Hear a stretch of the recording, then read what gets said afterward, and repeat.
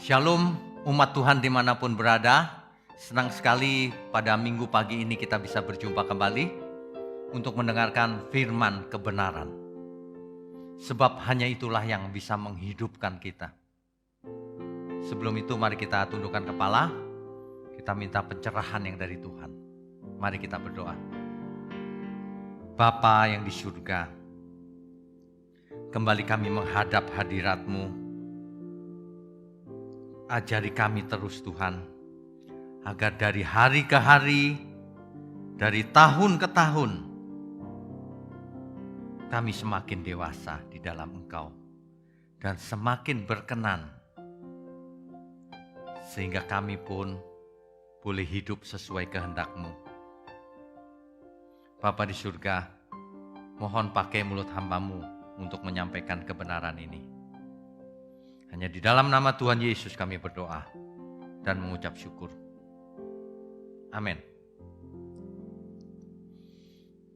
Bapak Ibu Saudara sekalian, sebenarnya setiap kita harus mengerti bahwa kita semua harus memiliki rasa takut atau ngeri yang benar. Sebab dengan mempunyai kengerian yang benar, maka itu akan membuat kita berjaga-jaga.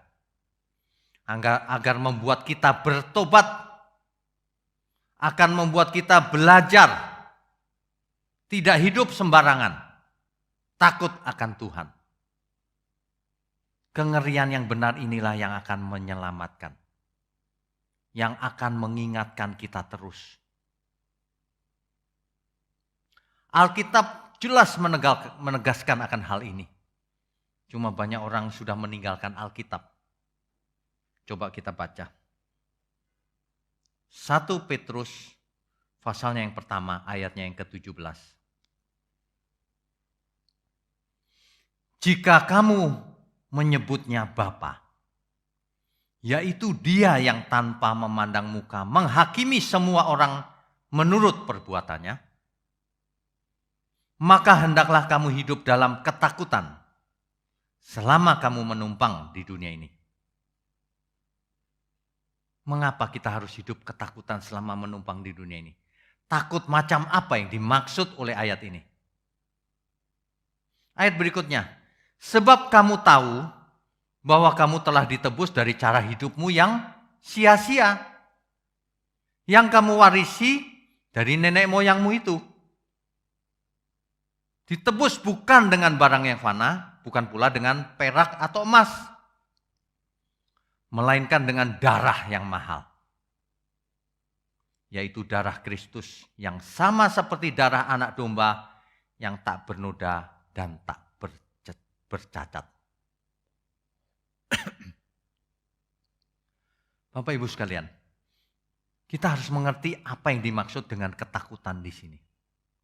Ini bukan takut miskin, khawatir akan dunia ini,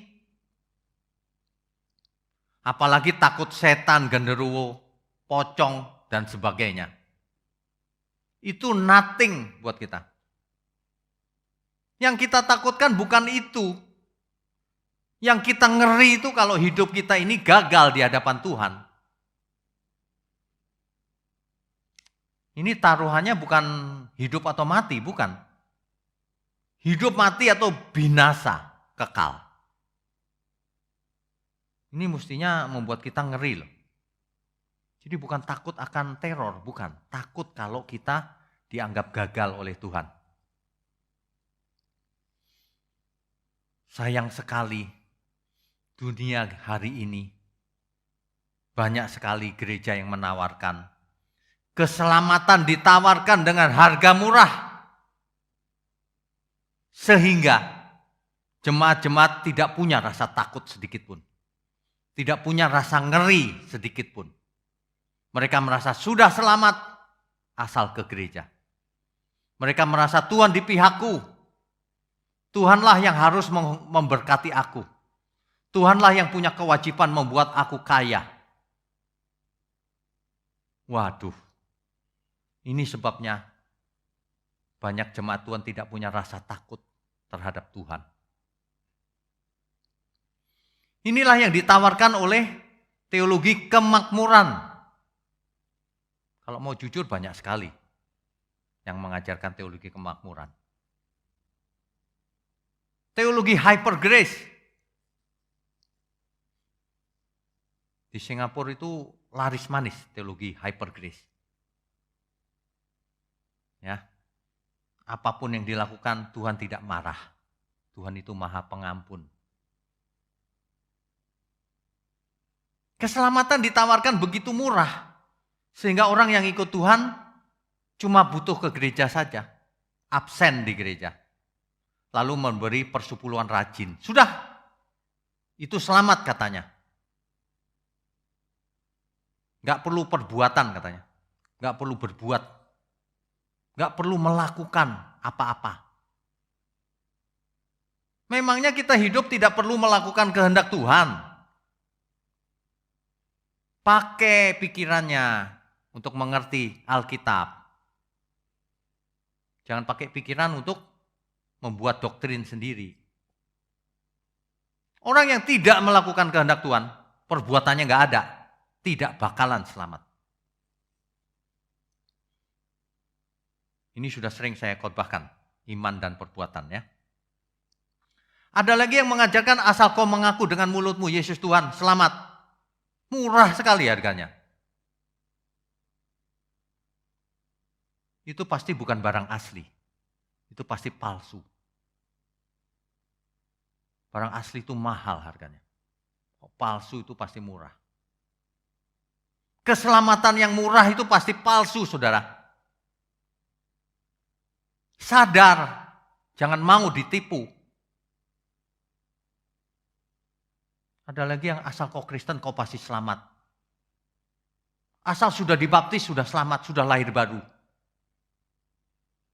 Ini ajaran-ajaran yang gak benar ini. Kamu tidak bakalan dihakimi kalau sudah Kristen. Alkitab berkata semua orang akan menghadap tahta pengadilan Kristus, tidak dihakimi lagi. Ngarang-ngarang sendiri.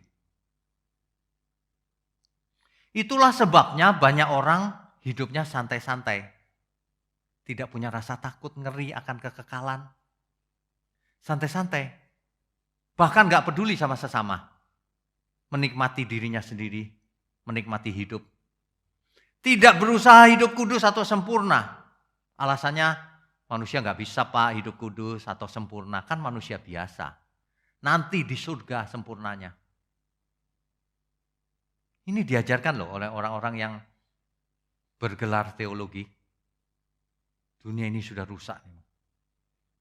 Sekolah teologi bukan makin mengerti, makin rusak. Sebagian kecil tentunya. Saya nggak tahu apakah sebagian besar. Tapi mari kita introspeksi diri. Anggap saja khotbah ini sebagai otokritik. Kritik untuk kita semua, diri kita sendiri.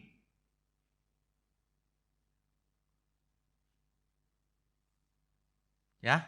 Akibatnya banyak orang percaya iman itu tanpa perbuatan pasti sudah selamat. Orang yang tidak punya rasa takut, tidak punya rasa ngeri akan kekekalan. Pasti hidupnya tidak all out. Pasti. Orang yang all out itu pasti ngeri. Ngeri nanti hidupku tidak berkenan bagi Tuhan. Kalau cuma setan gondoruwo itu kecil, itu nothing. Orang terbalik manusia itu. Dengan setan, gondoruwo takut. Tapi dengan Tuhan tidak takut. Kalau Tuhan marah. Aneh bukan? Dunia ini terbalik-balik memang. 2 Korintus 5 ayat 10. Ada ayat Alkitab diabaikan. 2 Korintus 5 ayat 10. Sebab kita semua harus menghadap tahta pengadilan Kristus. Kenapa harus menghadap? Supaya setiap orang memperoleh apa yang patut diterimanya. Apa itu? Sesuai dengan yang dilakukannya dalam hidupnya ini, baik atau jahat. Jangan mengabaikan ayat Alkitab. Jelas setiap orang akan menghadap, dihakimi. Coba kita baca Mazmur ya. Mazmur itu banyak sekali hikmat-hikmat yang bagus-bagus. Mazmur 76. Mazmur pasalnya yang ke-76. Ayatnya yang ke-7. Dahsyat engkau. Siapakah yang tahan berdiri di hadapanmu pada saat engkau murka? Pemazmur tahu dia takut. Itu yang benar. Takut akan Tuhan. Mazmur 15 ayat 1 sampai 5. Mazmur Daud. Tuhan, siapa yang boleh menumpang dalam kemahmu? Siapa yang boleh diam di gunungmu yang kudus? Yaitu dia yang berlaku tidak bercelah. Yang melakukan apa yang adil dan yang mengatakan kebenaran dengan segenap hatinya. Yang tidak menyebarkan fitnah dengan lidahnya. Yang tidak berbuat jahat terhadap temannya. Dan yang tidak menimpakan celah kepada tetangganya. Yang memandang hina orang yang tersingkir, tetapi tidak memuliakan orang yang takut akan Tuhan. Yang berpegang pada sumpah walaupun rugi.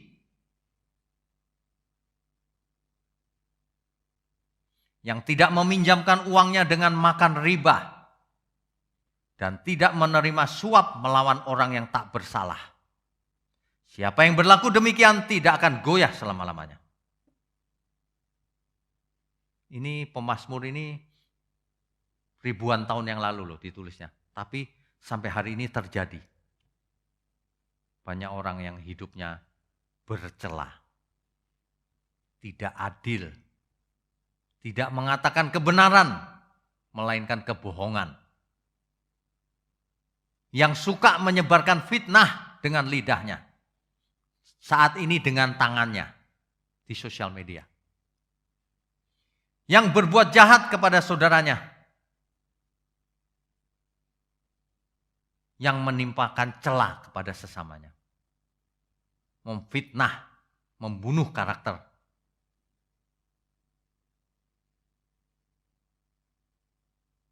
Yang menghina kebenaran. Yang tidak mau rugi. Yang cari untung dengan mengorbankan orang lain. Yang tidak mau menolong orang tanpa pamrih. Kalau itu yang terjadi, maka ia tidak boleh menumpang dalam kemah Tuhan.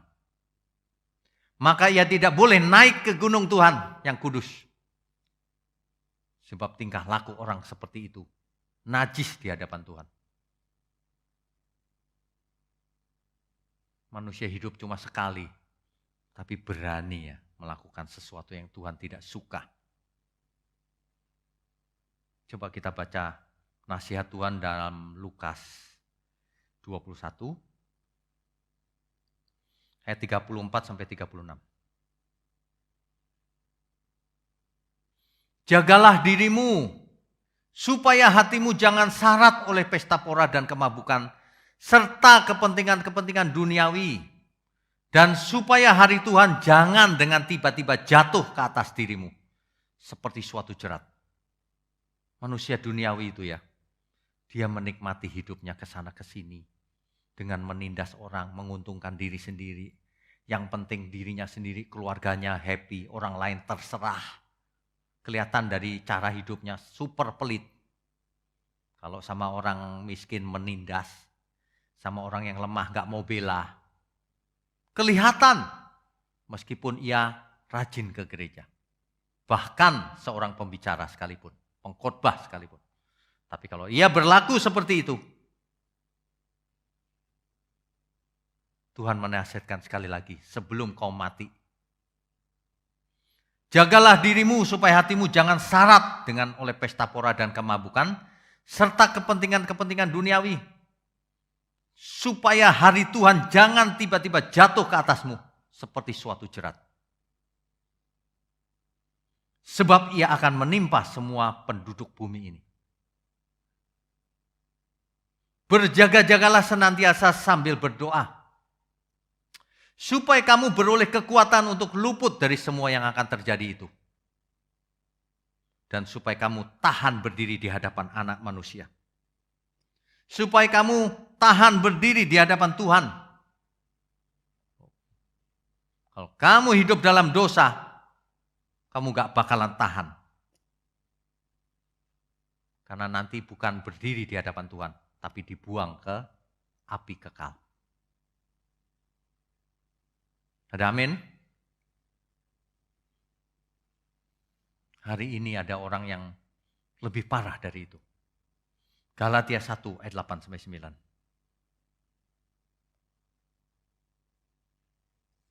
Orang-orang ini tidak takut Tuhan. Bahkan ia menyesatkan banyak orang. Sehingga banyak sekali jemaat Tuhan yang tidak takut Tuhan lagi. Tidak memiliki rasa ngeri di balik kematian. Sehingga hidupnya tidak hidup kudus. Coba kita baca. Galatia 1 ayat 8-9. Ini sebabnya. Tetapi sekalipun kami atau seorang malaikat dari surga yang memberitakan kepada kamu suatu Injil yang berbeda dengan Injil yang telah kami beritakan kepadamu, terkutuklah dia. Orang yang mengabarkan Injil palsu, terkutuklah dia. Ngarang-ngarang sendiri. Aku mendengar suara Tuhan, padahal tidak sesuai firman Tuhan. Terkutuklah dia. Ini kata firman Tuhan, bukan kata saya. Nah ini firman Tuhan loh, dicek sendiri kalau nggak percaya, dibaca sendiri. Malaikat saja turun dari surga, kalau berani ngajar yang lain. Terkutuk dia. Ayat berikutnya. Seperti yang telah kau katakan dahulu, sekarang kukatakan sekali lagi. Seperti yang telah kami katakan dahulu, sekarang kukatakan sekali lagi. Jikalau ada orang yang memberitakan kepadamu suatu Injil yang berbeda dengan apa yang telah kamu terima, terkutuklah dia. Jadi sebenarnya akan ada banyak orang terkutuk di dunia ini.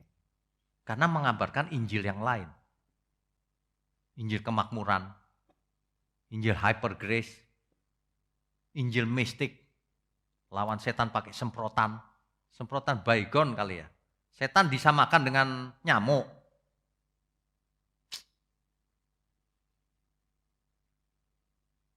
Setan itu tidak takut dengan semprotan apapun, hal yang fisik.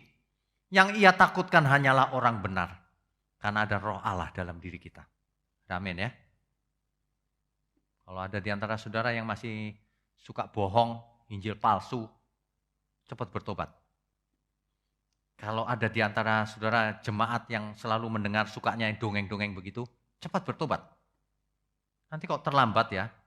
Tiba-tiba hari itu tiba, hari Tuhan menjerat kau, jatuh, terkutuk kau. Cepat bertobat. Khotbah ini bukan mau menyerang siapapun, khotbah ini cuma mau mengingatkan kita semua. Hidup ini cuma sekali, ayo kita yang benar. Ini dalam rangka mengingatkan kita semua, termasuk jemaat maupun pengkhotbah, termasuk saya sendiri. Jangan sampai kita binasa. 1 Korintus 16 ayat 22. Siapa yang tidak mengasihi Tuhan, ia terkutuk. Kalau orang mengajarkan Injil yang lain, itu namanya tidak mengasihi Tuhan. Kata-kata Tuhan diganti-ganti, diubah-ubah. Itu terkutuk itu pasti. Memang ada zaman di mana orang suka mendengar dongeng-dongeng yang tidak sesuai Injil. Sukanya dengar Injil palsu, Injil placebo. Tapi Alkitab sudah sejak zaman dulu menulis seperti itu sih. 1 Timotius 4 ayat 7-11.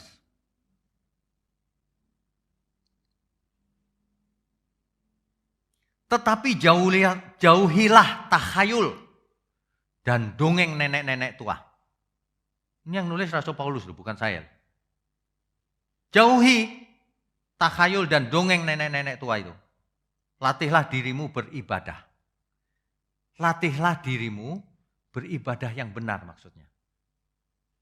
Yaitu persembahkanlah tubuhmu yang hidup kepada Tuhan. Untuk dipakai Tuhan. Sebagai alat-alat kebenaran. Sebagai saksi Kristus. Jangan ngarang-ngarang sendiri. Ayat 8. Latihan badani terbatas gunanya. Kalau kita latihan olahraga dan sebagainya, berguna sih, tapi terbatas. Hanya berguna bagi tubuh fisik kita. Tetapi ibadah itu berguna dalam segala hal. Karena mengandung janji. Janji apakah itu? Yang baik untuk hidup ini maupun untuk hidup yang akan datang. Ibadah yang benar itu mengandung janji. Baik mulai sekarang maupun masa yang akan datang. Ini clear loh, jelas semuanya. Ya, ini jelas. Jadi jangan pernah menyalahkan siapa-siapa. Ini khusus jemaat. Kalau suatu hari kau terkutuk, jangan menyalahkan siapa-siapa. Kalau kamu suka mendengar yang takhayul, dongeng nenek-nenek tua. Rupanya di zamannya Rasul Paulus ini ada banyak nenek-nenek tua yang suka dongeng. Yang ngomongnya Injil palsu. Ini Rasul Paulus yang menulis. Ya, hari ini kita semua harus hati-hati, khususnya jemaat Tuhan. Jangan suka mendengar yang palsu-palsu begitu. Makanya belajarlah Alkitab. Enggak belajar Alkitab sih, makanya gampang ditipu. Belajar. Sehingga kalau orang ada yang ngomong sembarangan, tahu, oh ini enggak cocok dengan Alkitab nih. Begitu. Susah ya. Saya udah ngulang-ulang khotbah seperti ini. Tapi orang-orang enggak bergeming loh. 2 Korintus 11 ayat 3-4. Rasul Paulus menulis kepada jemaat di Korintus. Begini. Tetapi aku takut kalau pikiran kamu disesatkan dari kesetiaan kamu yang sejati kepada Kristus. Sama seperti Hawa diperdayakan oleh ular itu dengan kelicikannya. Hari ini ular bisa melingkar di mimbar gereja. Maksudnya apa? Maksudnya kepalsuan bisa melingkar di mimbar gereja. Jangan kamu diperdaya olehnya. Oleh kelicikan si ular itu. Ayat 4. Sebab kamu sabar saja. Jika ada seorang datang memberitakan Yesus yang lain daripada yang telah kami beritakan. Atau memberitakan kepada kamu roh yang lain daripada yang telah kamu terima. Atau Injil yang lain daripada yang telah kamu terima. Tetapi menurut pendapatku sedikit pun aku tidak kurang daripada rasul-rasul yang tak ada taranya itu. Rasul Paulus nih. Ya. Kalau orang setiap saat konsumsinya Yesus yang lain, roh yang lain, Injil yang lain, maka ia menjadi manusia yang lain, bukan manusia Allah. Sesuai dengan apa yang dilihat dan didengarnya. Lalu ia percaya, lalu ia hidupi. Makanya kalau kita lihat seseorang hidupnya seperti itu, kita tahu siapa yang dia dengar. Firman Tuhan atau firman setan. Maksudnya kalimat-kalimat setan. Hati-hati. Ya. Dahulu Hawa diperdaya oleh ular, oleh iblis. Hari ini iblis bisa muncul dengan berbagai bentuknya. Alkitab menegaskan iblis bisa muncul sebagai malaikat terang. Bisa muncul sebagai hamba Tuhan. Padahal hamba setan. Bisa dibedakan enggak? Bisa. Apa yang diajarkannya sesuai Alkitab atau tidak? Itu saja. Apa yang dia ucapkan sesuai fakta atau tidak? Itu saja. Lalu kalau enggak sesuai fakta artinya bohong. Masa begini saja tidak mengerti? Makanya kalau kita lihat ada banyak orang sekolah tinggi-tinggi. Tapi gampang dibohongin. Rasul Paulus kalau hidup zaman sekarang ya. Wah pasti lebih marah dari saya. Lebih hebat marahnya. Sebab itu mencelakakan. Kembali ke masalah ngeri.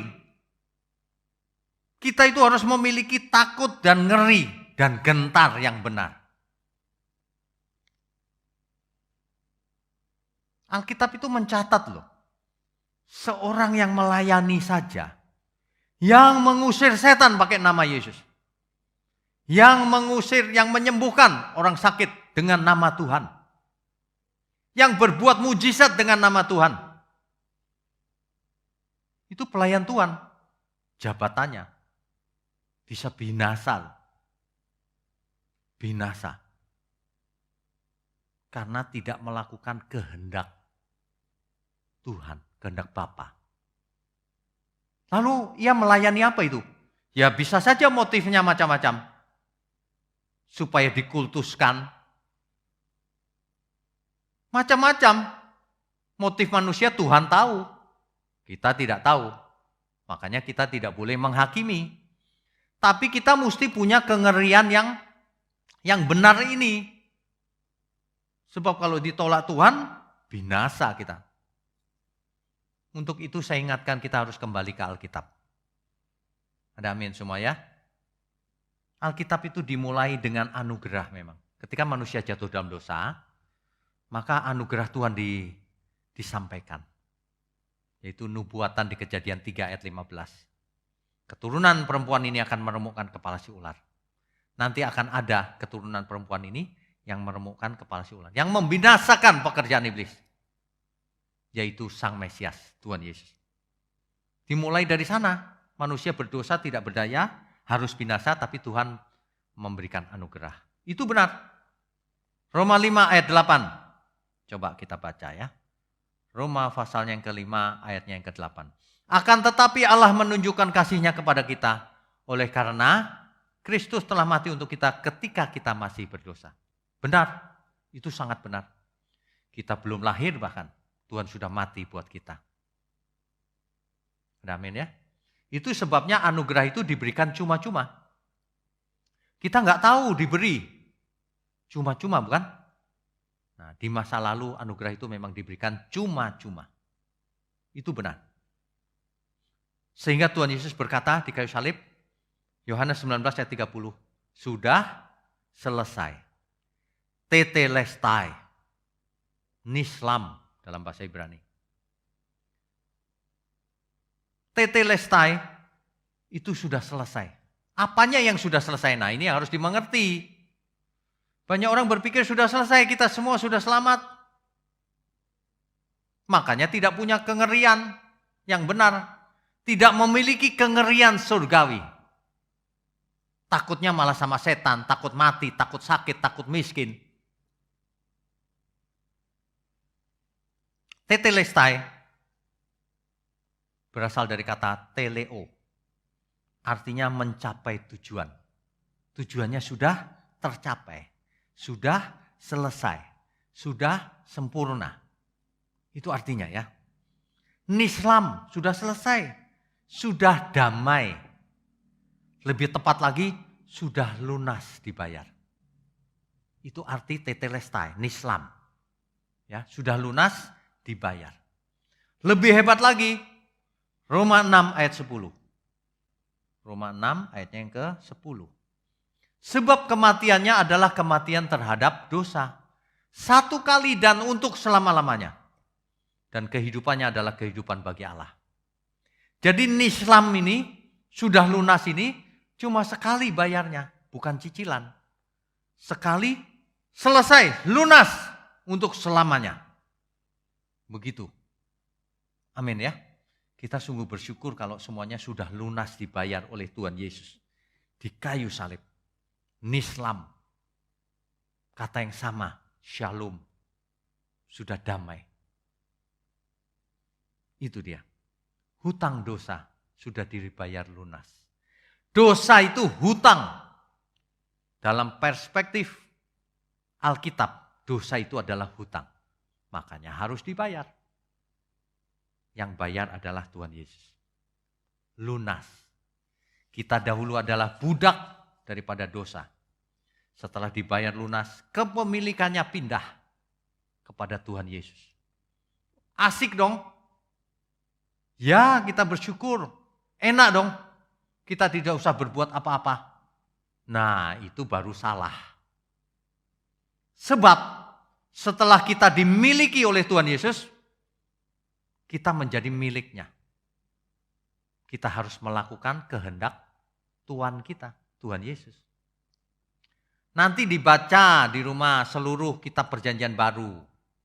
Apa keinginan Tuhan Yesus? Apakah keinginan Tuhan kita diam saja, sudah selamat, atau apa? Banyak orang sempit pikirannya, hanya sekitar salib. Setelah salib Tuhan masih memberikan tugas, masih panjang prosesnya keselamatan. Banyak orang nggak baca Alkitab sih, bacanya buku. Berdasarkan buku, turun-temurun ya salah terus begitu. Bukan salah total, tapi tidak lengkap. Tapi itu mengakibatkan dampaknya fatal pada kehidupan umat. Ya, dosa itu hutang. Ingat itu. Kolose 2 ayat 13 sampai 14.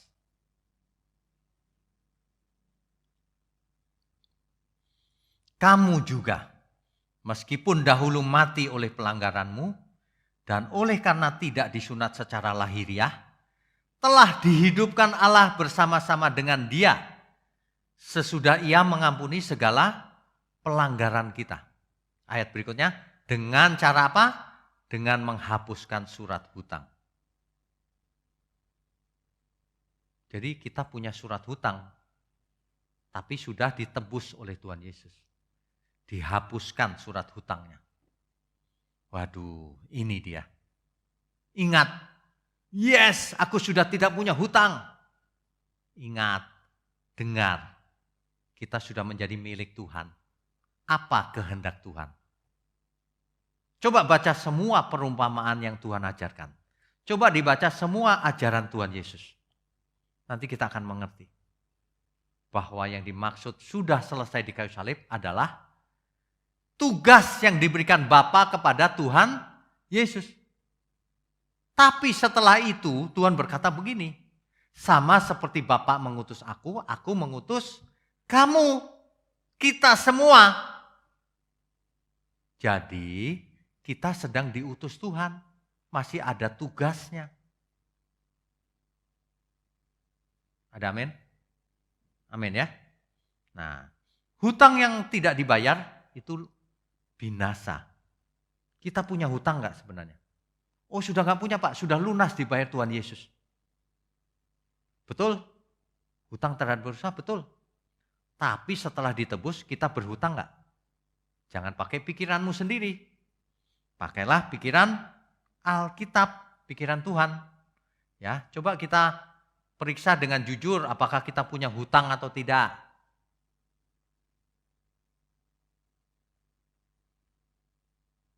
Roma 8 ayat 12. Jadi saudara-saudara, kita adalah orang berhutang. Mengapa? Karena natur dosa masih ada dalam diri kita. Ketika Kristus mati di kayu salib, natur dosa masih ada dalam diri kita. Status kita sudah dihapus dosanya. Tapi natur dosa sudah masih ada dalam diri kita. Masih berhutang kita. Hutangnya apa? Oleh Rasul Paulus ditulis dalam Roma 8 ayat 12. Jadi saudara-saudara kita adalah orang berhutang. Tetapi bukan kepada daging. Hutang kepada roh. Sebab kalau kamu hidup menurut daging, kamu binasa. Tapi kalau kamu hidup menurut roh, kamu hidup. Hidup kekal maksudnya. Itu hutang, saudara. Jadi kita berhutang. Itulah sebabnya dalam kesempatan lain Alkitab berkata begini. Kita semua memiliki ikut pertandingan yang diwajibkan. Perlombaan yang diwajibkan. Itulah hutang kita. Kita harus menang, harus lunas. Kalau Kristus mati di kayu salib itu hanya satu kali. Jangan menyalibkan anak domba Allah sekali lagi. Tidak ada lagi. Artinya orang yang tidak bertobat tidak diampuni dosanya. Masih punya hutang soalnya. Ada amin ya. Kebenaran ini tercatat di Alkitab. Jangan diabaikan. Orang mengabaikan ayat-ayat ini makanya tidak punya kengerian surgawi. Manusia yang punya kengerian surgawi, ia tahu bahwa ia berhutang. Bahwa ia tidak boleh hidup menurut daging, tapi hidup menurut roh. Kalau manusia masih kedagingan, mestinya ia memiliki ngeri. Aduh, aku ngeri Tuhan, masih kedagingan. Jangan sampai hari Tuhan tiba-tiba jatuh atasku seperti jerat. Ngeri yang benar itu harus dimiliki kita semua, sebab kita masih belum selesai tugasnya. Tuhan itu mengajar dengan berbagai cara loh. Salah satunya perumpamaan. Suatu hari saya akan bahas khusus perumpamaan Tuhan Yesus di dalam seri online Bible Study. Khusus perumpamaan Tuhan Yesus. Hari ini saya mau jelaskan Yesus mati di kayu salib, tapi Tuhan mengajar suatu perumpamaan. Dan itu masih berlaku sampai hari ini. Perumpamaan tentang seorang hamba. Hamba yang berhutang 10.000 dinar akan dihukum mati oleh rajanya. Tapi ia minta ampun. Lalu diampuni sama sang raja. Dibebaskan. Hutangnya itu raja yang bayar. Tuhan yang bayar. Oke? Tapi bukan berarti lalu ia boleh hidup suka-suka. Dalam perumpamaan itu dikisahkan orang yang berhutang banyak ini bebas dari hukuman. Istrinya tidak jadi dijual, anaknya tidak jadi dijual, ia bebas. Dalam perjalanannya pulang, ia bertemu dengan tetangganya. Tetangganya hanya hutang 100. Ibarat gini, dia diampuni 6 triliun. Lalu tetangganya hutang dia cuma 600.000 rupiah. Ibaratnya begitu. Tapi ia cekek loh tetangganya itu. Waduh, ini hamba yang jahat. Kedengarlah sampai ke telinga sang raja. Dipanggil lagi. Ini, si tuyul ini dipanggil lagi. Hukum, gak ada ampun lagi udah. Diampuni bukannya mengampuni orang, malah hutang yang sedikit aja mencekek dia. Sama dengan kita sudah ditebus dengan darah yang mahal. Kalau kita berani berbuat dosa lagi, menghina Tuhan Yesus itu.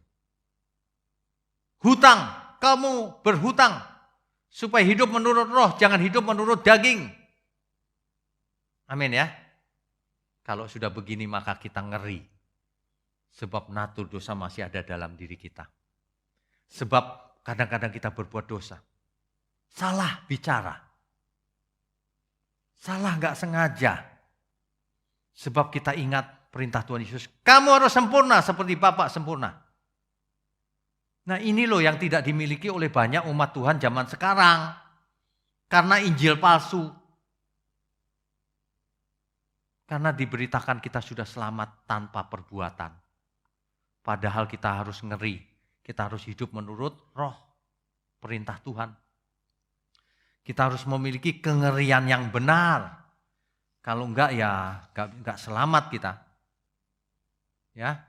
Nanti dibaca sendiri ya, Matius 18 ayat 21 sampai 35. Manusia itu tetap berkodrat dosa, itulah hutang yang harus kita selesaikan. Supaya kita berkuasa atas natur dosa kita. Supaya kita tidak hidup menurut daging lagi. Supaya kita tidak hidup dalam dosa. Sebab kalau seseorang tidak sadar dan bertobat, maka dosanya tidak diampuni. Kisah Rasul 3 ayat 19. Mari kita menyadari dan ngeri bahwa hidup kita ini hanya satu kali. Singkat lagi. Tidak banyak kesempatan yang kita punya. Mari kita selalu ingat agar Tuhan selalu ingatkan kita. Agar kita tidak jatuh, tidak tertipu oleh berbagai-bagai ajaran yang salah yang diajarkan oleh nabi-nabi palsu. Mari kita fokus seluruh hidup kita agar kita ingat kebenaran ini. Mari kita katakan, Tuhan tolong ingatkan aku terus Tuhan. Sebab langit dan bumi akan terguncang dan hancur dalam genangan api. Tuhan ajari aku Tuhan untuk menghitung hari. Tuntun aku agar sempurna berkenan bagi Bapa di surga. Mestinya begitu Bapak Ibu. Ya, amin ya. Mari Bapak Ibu kita katakan. Tuhan tolong ingatkanku terus. Hidup di bumi seperti arus, tak henti mengalir menuju lautan, hamparan luas keabadian. Langit bumi semuanya terguncang, tiada yang tetap bertahan. Segalanya menjadi genangan api, kebinasaan tak bertepi. Tuhan ajarku menghitung hari, singkat tak tahu kapan akhirnya. Tuntun aku sampai sempurna, berkenan di hadapan Bapa. Tuhan ajarku menghitung hari, singkat tak tahu kapan akhirnya. Tuntun aku sampai sempurna, berkenan di hadapan Bapa. Bapak Ibu sekalian, kita harus selalu ingat supaya Tuhan ingatkan kita agar kita memiliki kengerian surgawi, ngeri yang benar di hadapan Tuhan.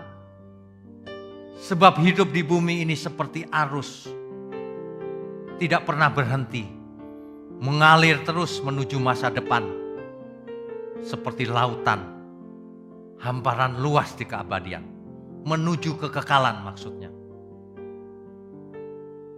Langit dan bumi suatu hari akan terguncang hebat, hancur di dalam nyala api, genangan api. Suatu kebinasaan yang tak bertepi, kebinasaan kekal bagi orang-orang yang fasik. Maka dari itu, kita harus belajar menghitung hari-hari. Disingkatnya umur kita. Kita tidak tahu kapan akhir dari semuanya ini.